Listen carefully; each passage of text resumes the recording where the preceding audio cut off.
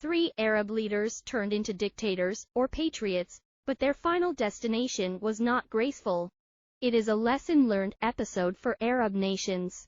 Born on June 7, 1942, and dying on October 20, 2011.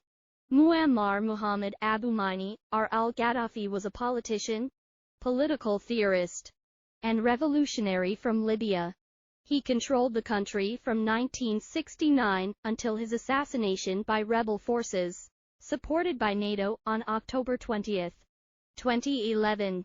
Born in a tent in the Libyan desert, Qaddafi was the son of a traveling Bedouin farmer. In a military takeover on September 1, 1969, Qaddafi overthrew King Idris and took control of the government. In 1970, Qaddafi evacuated British and American military installations from Libya.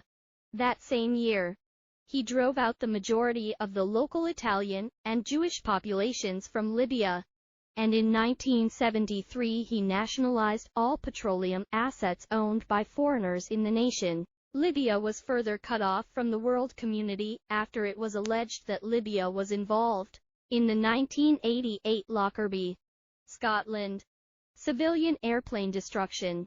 This was the cause of sanctions imposed by the United Nations and the United States.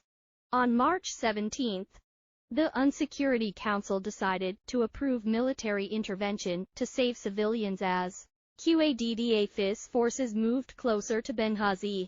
The subsequent air campaign, spearheaded by the North Atlantic Treaty Organization NATO, caused considerable harm to forces loyal to Qaddafi, but it did not tilt the scales substantially in the rebels' favor, creating what appeared to be a deadlock between the two sides. Rebel troops increased their efforts to find Qaddafi as they tightened their grip on Tripoli, promising a $1.7 million prize for his capture or death. On October 20, when rebel troops seized control of Sirte, one of the final strongholds held by loyalists, Qaddafi was assassinated there. Born on May 4, 1928, and passing away on February 25, 2020. Mohammed Hosni el-Sayed Mubarak was an Egyptian politician and military commander who led Egypt as its fourth president from 1981 to 2011. Mubarak served as a career officer in the Egyptian Air Force prior to entering politics. From 1970 to 1975, he led it as its commander, and in 1973, he became the Air Chief Marshal.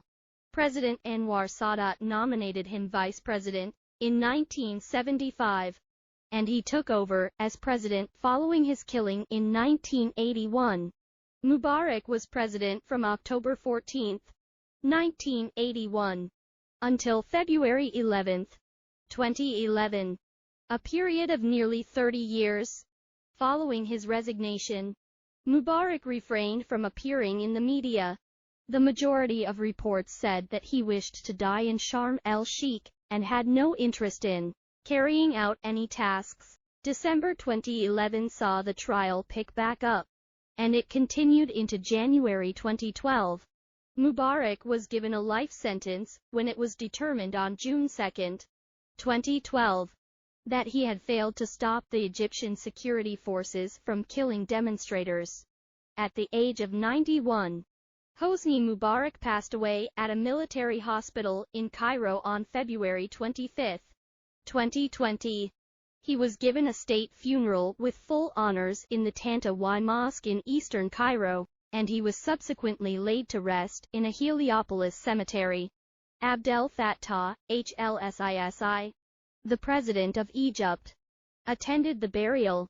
Born on April 28, 1937, and executed on December 30, 2006. Saddam Hussein Abd el-Majid al-Tikriti was an Iraqi politician and revolutionary, who led the country as its fifth president from 1979 to 2003. In addition, he led Iraq as prime minister twice. from 1994 to 2003, and again from 1979 to 1991. He belonged to the Revolutionary Arab Socialist Party, the Baath Party.